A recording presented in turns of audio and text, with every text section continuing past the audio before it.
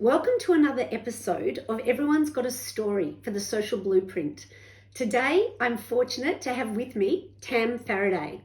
I met Tam on the side of a soccer field whilst Tam was watching her gorgeous daughter playing. And I got talking and I discovered that Tam does podcasts. I was fascinated because I'm an avid listener of podcasts. And what Tam told me blew my mind. And I really thought Tam would be a wonderful person to interview for the Social Blueprint. So this is just a touch of Tam's bio, which I need to read. Host of Brave Journeys podcast, broadcaster, investigative journalist, keynote speaker, mental health advocate, storyteller, lawyer, board member, meditator, and mother of 4. So, what your bio doesn't tell us, Tam, is the incredible experiences that you've had both interviewing and working on projects that are socially minded. Is this what brought you to podcasting? Can you tell us a bit about your journey, please? Yeah, of course. It's lovely to be here. This is very daunting for me. I'm not usually on this side of an interview. But I've had a pretty eclectic journey. It makes sense to me. It doesn't necessarily make sense to other people. I have always had a passion for social justice all my life. And I've always worked in the not-for-profit sector. I was a pro bono solicitor for many years. And that was the most rewarding part of law that I practiced. Commercial law was never for me. Mm. But the one thing that I was always obsessed about was research. And also from a very young age. Like, it makes me high. Other people use other things to get them out. It's wonderful. I use exercise. Research is a great one I've never heard of. After school, I was fortunate enough to get into law. I knew it wasn't going to be for me. But it afforded me an opportunity to do many other things. So it was really a springboard to other careers for me. Yes. So I, as I said, did a lot of pro bono work, loved that. It was the honour and honestly privilege of my life to get people who were indigent, who did not understand the law, who, were terrified about receiving a court document and having to attend court the next day and just having no idea what was expected of them, how to even decipher what was being written to them. They just didn't have a clue. And it was never about the law. It was about just having a heart. Yes. And walking them through it so that they felt a little bit more confident by the time they had to appear. But I also knew that law wasn't going to be long-term for me. Mm-hmm. And I had a passion for, as I said, research. And I was always a political junkie.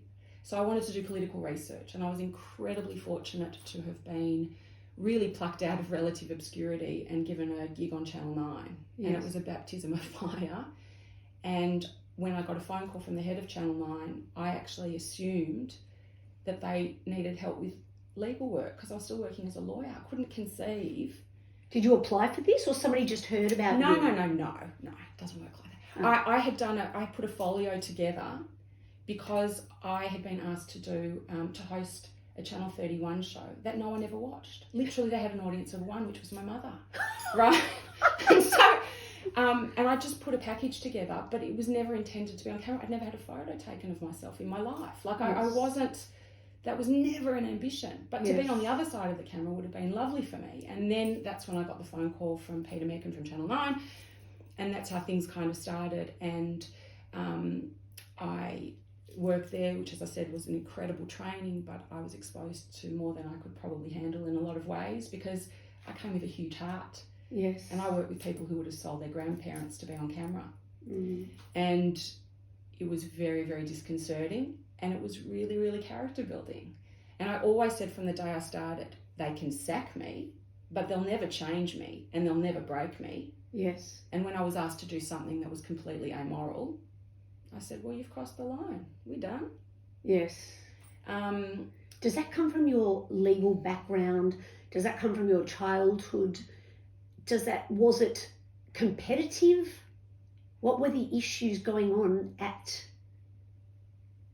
I just think I've always, I don't want to sound holier than thou because I certainly am not. I'm a very flawed person, but I just always had a moral conscience. Beautiful. And it's just innate. I mean, thank God I get to see that in so many other people too. I'm Yes. certainly not alone in this. Yes.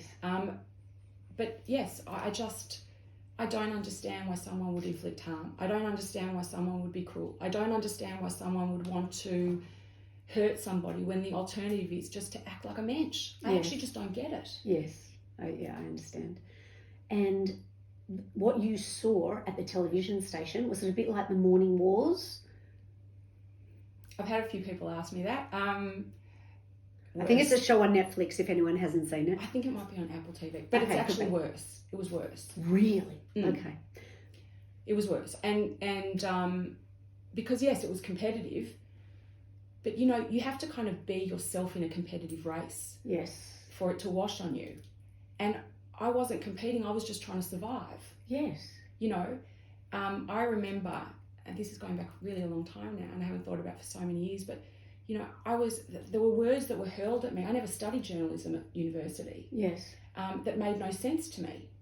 So, you know, I had to learn on the job an entirely new career. You mean the lingo of, yes. Exactly, the lingo of it. Like, you know, you need to do a piece to camera. A what? You know, you need to generate 3, this was before I was interviewed at 9, you need to generate 3 water cooler stories. I was looking at them like they were insane. I didn't understand what any of that meant. Oh, interesting. I didn't know what shot listing meant. All of these are you know, critical terms in order to be able to put a show together, a report together, or whatever. Didn't know what editing was. I didn't understand any of it. Yes. But I am so grateful for that experience because it's led me to today. Yes. Every single thing that I have done has led me to today. Absolutely. Absolutely. Yeah. I've got to say, Rabbi Ralph once said in a sermon, and my husband came home and told me, because I've always said I don't believe in luck.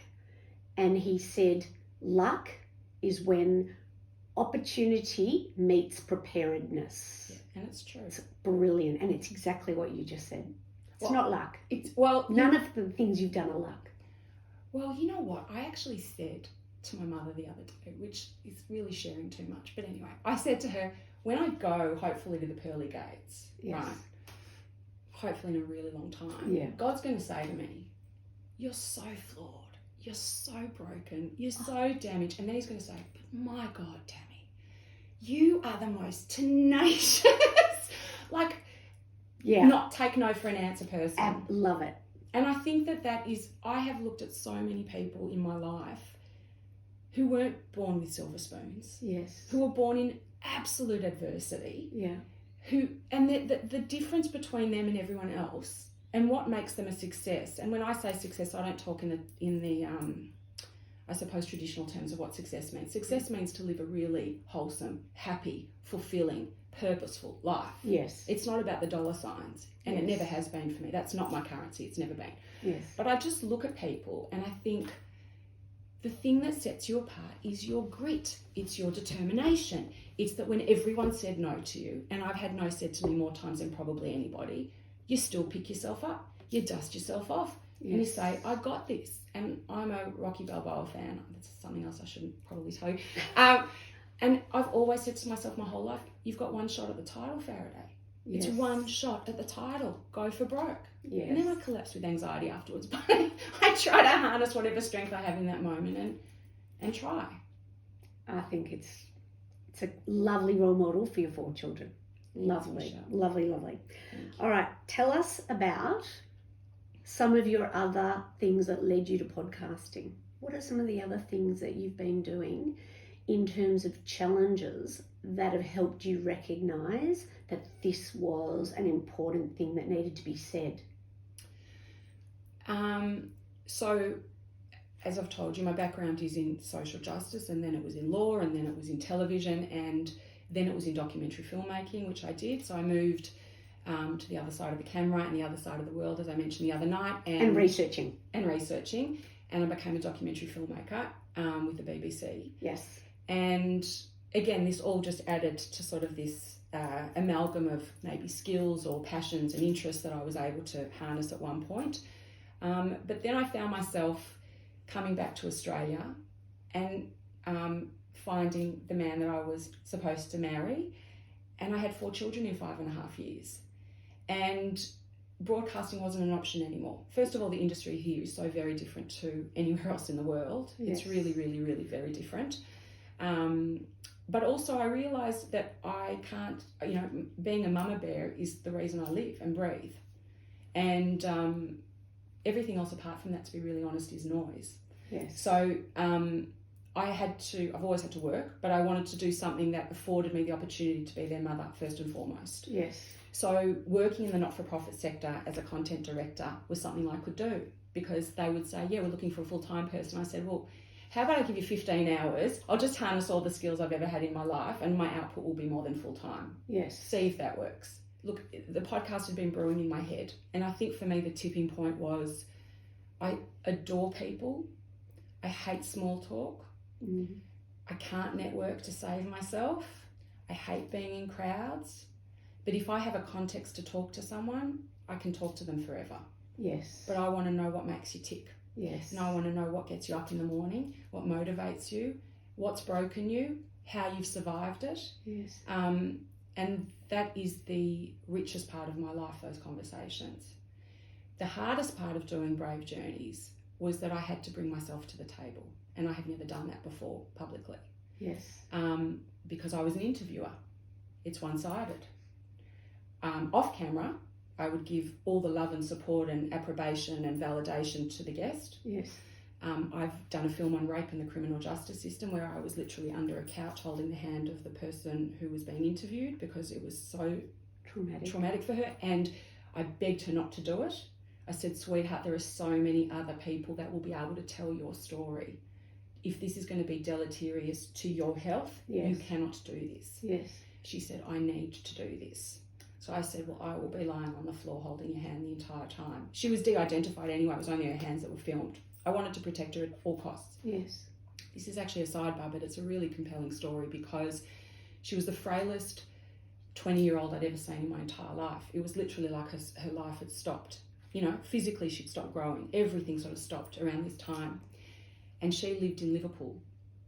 We're still in touch to this day. It's a very long time ago. Oh, beautiful. And she went home that night, and I'm a feeder. I'm a mama bear. Mm. So I kept bringing her food to give her sugar and to sort of keep her going. She just looked so frail to me. Anyway, at the end of the shoot, she goes back to Liverpool and she calls me and she goes, Tam, I just had fish and chips. I said, that's brilliant. In my Yiddish and mama cop, I'm thinking, how fantastic is that she's eaten something, right?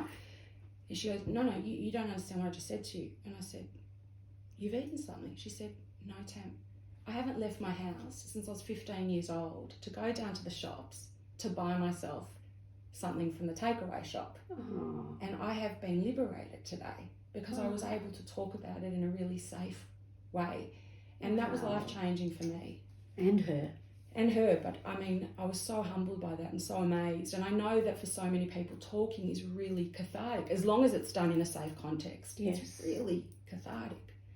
And so with Brave Journeys, again, I always go off on tangents, forgive me, Michelle. That's so fine. But the thing is, I just realised I have no right, literally no right, to mine people's most intimate, heartbreaking, devastating stories and experiences unless I bring Tammy to the table. It cannot be one way. Yes, I see what you're saying. You recognised your need to give of yourself. Yeah. You can't just take. No. Thank you. And having been someone who has lived with what I call, which sometimes a friend of mine who's a psychiatrist laughed at, high functioning anxiety. Yes. I say high functioning because people can't really comprehend that someone who does what I do for a living yes, can live with that. But I do. Mm. And a lot of people I know do. Yes. And it's kind of this iceberg existence where your head's above the precipice, but your body is floundering. And I figured that might be helpful for other people to know that I'm, as I said, very flawed.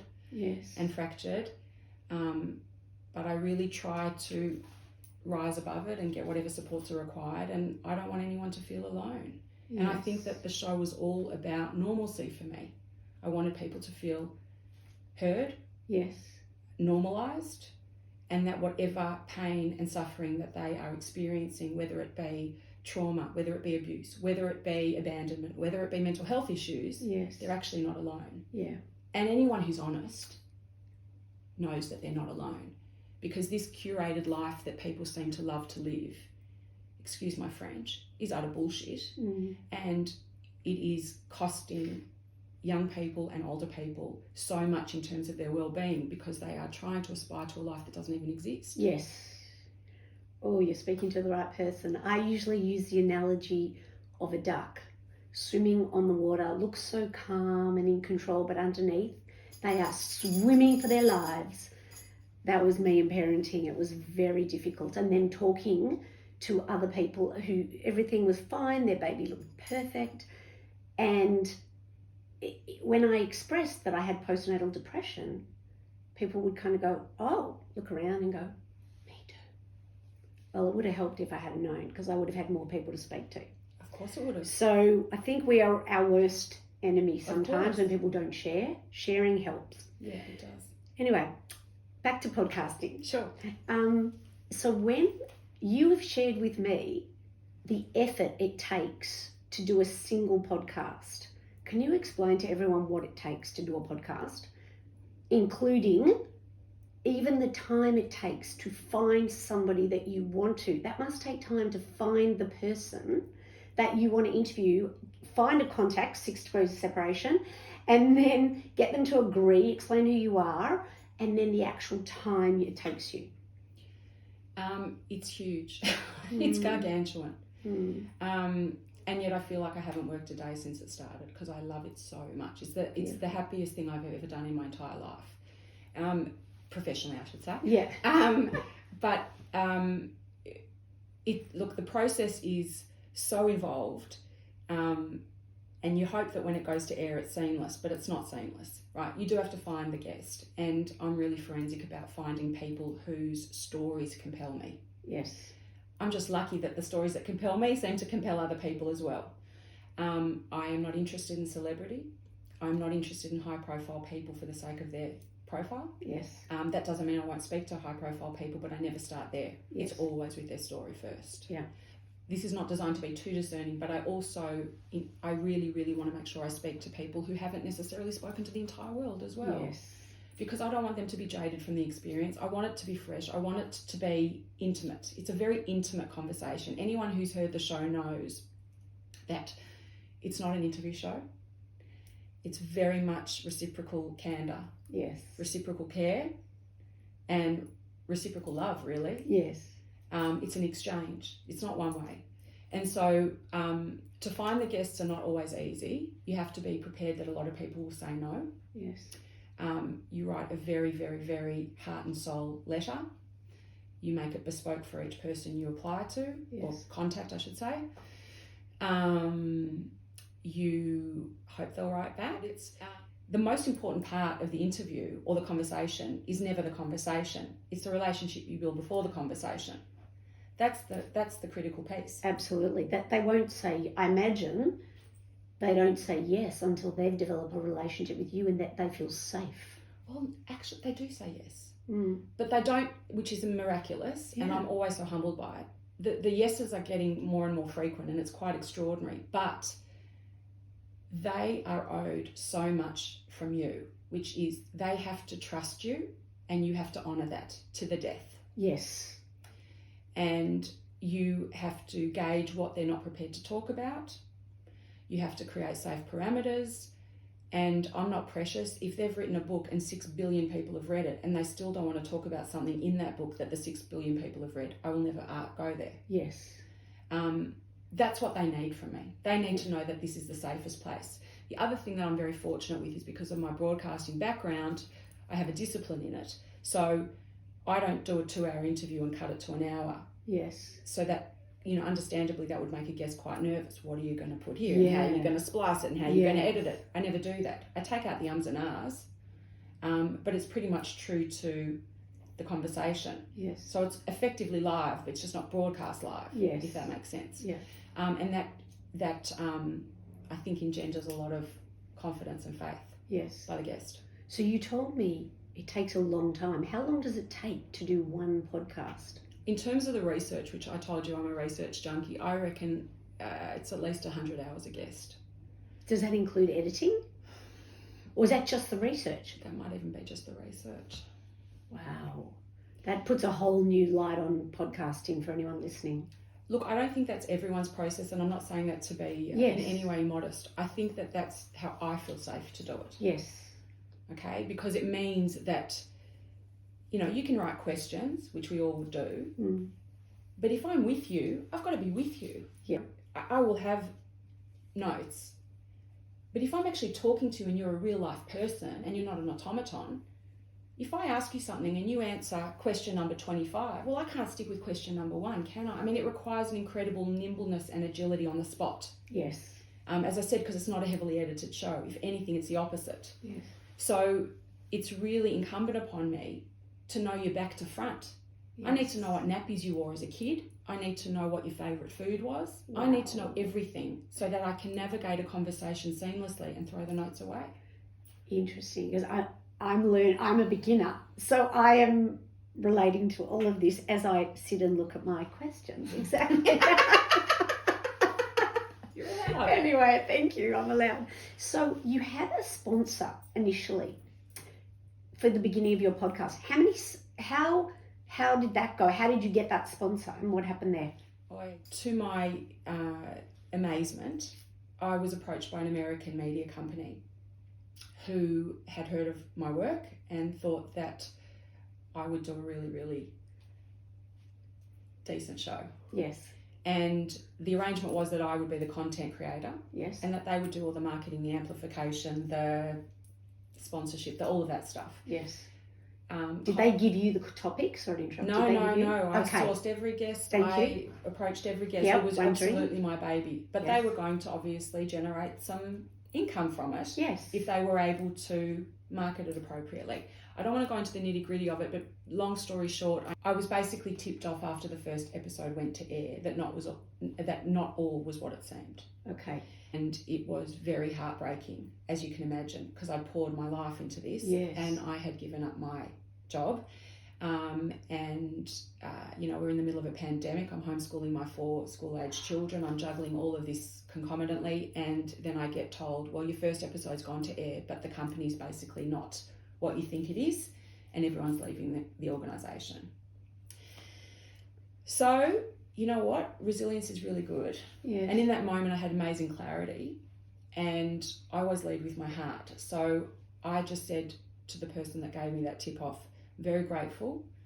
Now my objective is to deliver that first season, because I've already interviewed those guests and I will not sell them down the river, and I will pay for it. Yes.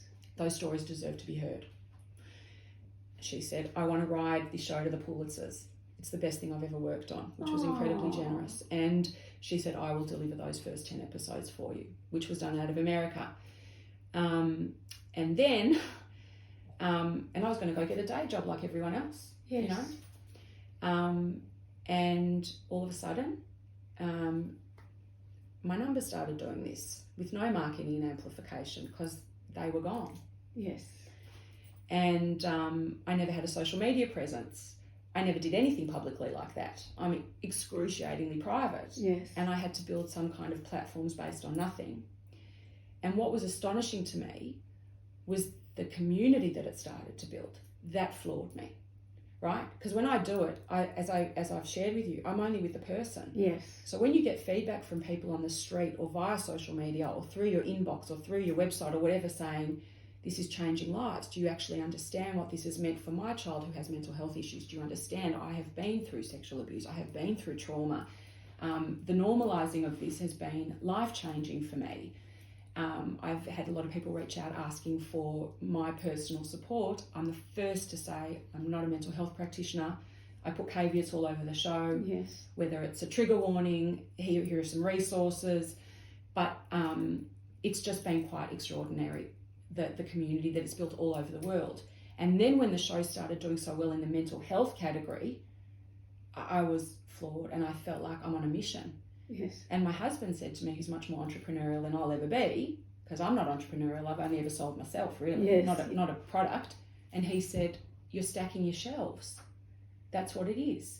And so, as I said, the numbers started doing brilliantly and the traction became amazing. And there's been a lot of interest, obviously, in having the show continue. And we've secured an amazing sponsor for season 5, which is going to drop in November. But yeah. Do you want to announce who this sponsor is? No, they're an anonymous sponsor who just Oh, believes so much in the product. in the product and in the way it's changing people's lives, I think. That is incredible that they are doing it anonymously. And where are you at now? Is it iTunes or whatever in terms of the world of podcasts? Can you explain how successful you have actually become? So the show is in the top 2.5% of podcasts globally and was since the 5th week of the podcast, which is unbelievable considering it's a show with no marketing. I mean, I think that I should rebadge it and call it the show with no but it's also what was much more poignant for anyone involved in the show was that it was in the top 100 of mental health podcasts in countries all over the world with literally no means of amplifying it there. So it's done well in United Arab Emirates, in Israel, in Germany, in South Africa, in the States. I mean, that's just blown our minds. And are you getting emails from people listening? Are you having time to respond to that? I always respond. Wow. Yeah, well, if they've That's gone more to time. if Yes. they've gone to the effort of being in touch, how can you not respond? That's lovely. Yeah. That's incredible commitment. Yeah. Well done, Tam. All right, I think we better wrap this up. We're starting to get to a point. So what I want to ask is, what is something that people might be very surprised to know about Tam Faraday? I think I just shared my anxiety was a big one. Yeah. I don't know. I actually can't think of anything so surprising. I'm passionate about my family. They're my world, my life. And I feel, as I indicated to you earlier, that doing a show like this allows me to say to my kids, we can talk about hard stuff and it's absolutely okay. Yeah, beautiful. And what does being part of our Jewish community mean to you? I mean, it means everything to me. It's always been it's the proudest thing of my life. I mean, I'm a million different things, but being a Jewish woman comes first and foremost. And it's just provided the scaffolding for the life that we live. Yes.